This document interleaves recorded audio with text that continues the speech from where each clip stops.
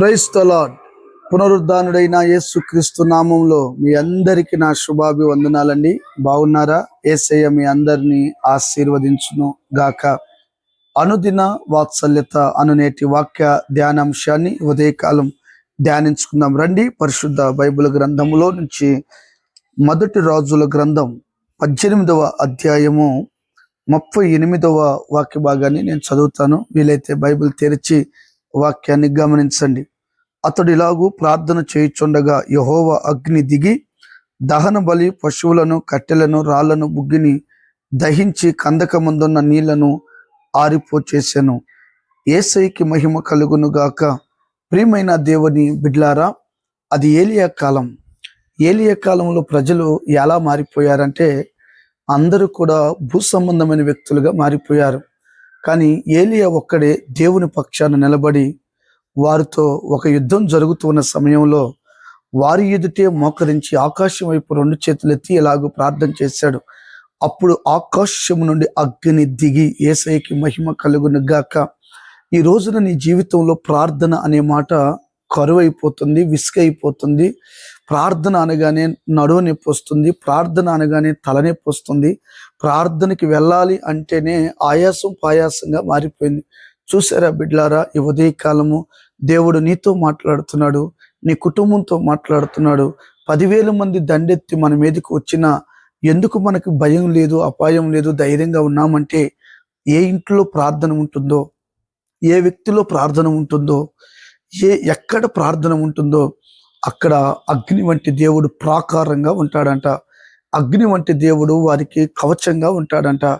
ఈ రోజున నీ జీవితంలో అపజయాలు పాలైపోతున్నావు కానీ శత్రువులు ఎదుట జయము లేదుగా.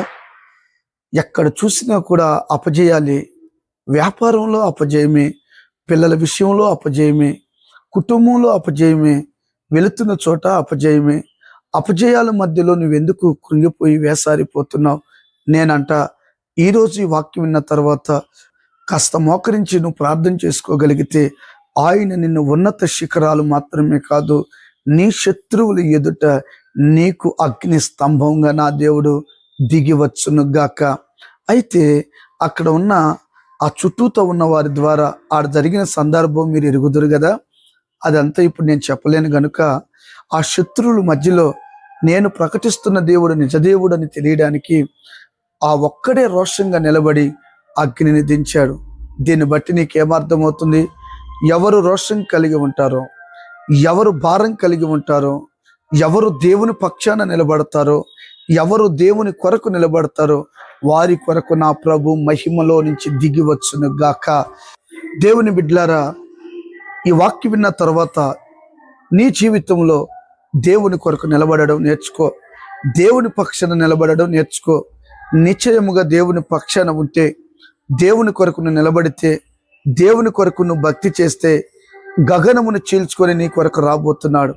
నీ సిగ్గును కొట్టివేయబోతున్నాడు, నీ నిందను కొట్టివేయబోతున్నాడు. అక్కడ గనుక దేవుడు కార్యం చేయకపోతే ఏలియాని గురించి ఈ రోజున మనము మాట్లాడుకునే వాళ్ళం కాదు.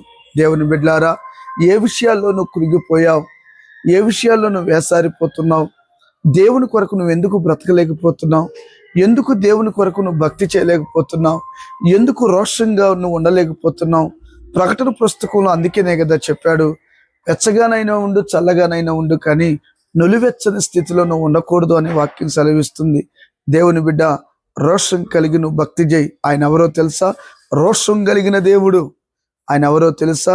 ఆకాశాన్ని గగనము చీల్చుకొని తన ప్రజల యొద్దకు వచ్చే దేవుడు. వాక్యం వింటున్న నీ జీవితంలో ఇది మొదలుకొని రోషం కలిగి ప్రార్థన చేయి, రోషం కలిగి భక్తి చేయి, రోషం కలిగి ఆయన పక్షాన నువ్వు నిలబడు. నా దేవుడు నీ కొరకు ఆకాశంను దిగి వచ్చి శత్రువుల మధ్యలోనే నీ పిల్లల్ని ఆశీర్వదిస్తారు, చుట్టూత శత్రువుల మధ్యలోనే నీ కంపెనీని ఆశీర్వదిస్తాడు. 2 విషయాలు నేను మీకు జ్ఞాపకం చేస్తున్నాను. నెంబర్ 1, నువ్వు కన్నీటి ప్రార్థన నేర్చుకోగలిగితే. నెంబర్ 2, రోషంగా నా ప్రభు పక్షాన నువ్వు నిలబడగలిగితే ఆయన ఏంటో తెలుసా? విజయ కేంద్రాన్ని నీ మీద, నీ కొరకు ఎగరవేసే దేవుడు. విజయ పతాకాన్ని నీ కొరకు ఎగరవేసే దేవుడు.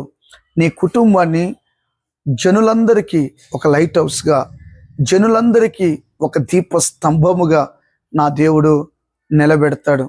ఆనాడు ఆహాబు రాజు కాలంలో, యెజెబెలు కాలంలో వందలాది మంది అన్య ప్రవక్తల మధ్యలో ఆకాశం నుంచి దేవుడు అగ్ని రూపంగా దిగి వచ్చాడు. కారణం ఏంటో తెలుసా? ఒక్కడు దేవుని పక్షాన నిలబడ్డాడు. నువ్వు ఇన్ని వాక్యాలు వింటున్నా దేవుని పక్షాన నిలబడవేంటయ్యా? ఇన్ని వాక్యాలు వింటున్నా కూడా దేవుని పక్షాన్ని యుద్ధం చేయవేంటమ్మా? అందుకే కదా నువ్వు నులివెచ్చని స్థితిలో అణగారిపోతున్నావు, సమస్యల మధ్యలో కాపురాన్ని చేస్తున్నావు. ఈ వాక్యం విన్న తర్వాతైనా లే, బలము తెచ్చుకో, రోషం కలిగి భక్తి చేయి.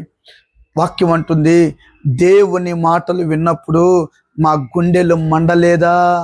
ఈ రోజున నువ్వు మండే స్థితిలో లేవు, ఆరిపోయే స్థితిలో ఉన్నావు. కారణం ఏంటో తెలుసా? ప్రార్థన మానేసావు, వాక్యం చదవడం మానేసావు. ఈ ప్రార్థన వాక్యం చదవడం మానేస్తే ఆకాశం నుండి అగ్ని లాంటి అభిషేకం నీ మీదకి రాదమ్మా.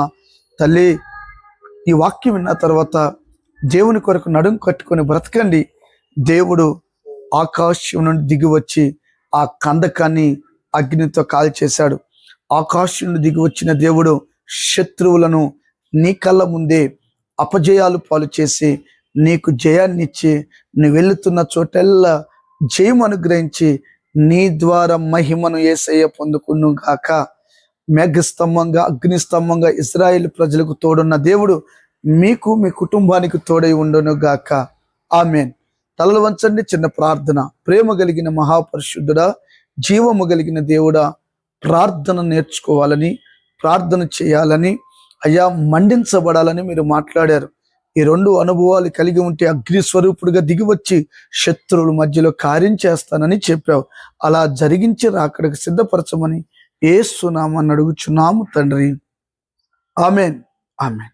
Thank you. God bless you. దేవుడు మీ అందరినీ ఆశీర్వదించునుగాక. దైవ జనాంగమా, వింటున్నారు కదా? ఈ వాక్యాలు వినండి, బలపరచబడండి, అనేకులకు షేర్ చేయండి. దేవుడు మిమ్మల్ని దీవించునుగాక. ఆమెన్.